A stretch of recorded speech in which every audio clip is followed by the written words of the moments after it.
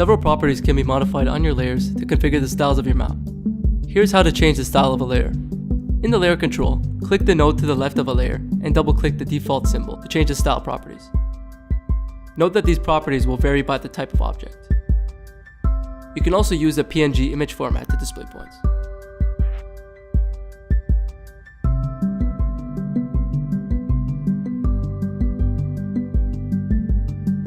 Many other properties can be adjusted by double-clicking on a layer. For example, in the Styles tab of the Layer Properties dialog, you can apply a multiple style to the class of values. Still in the Layer Properties, you can bring out elements in the map by applying effects.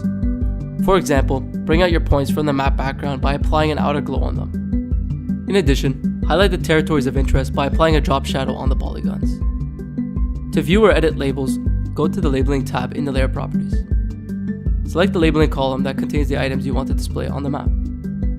You can also change the style of labels by clicking Font.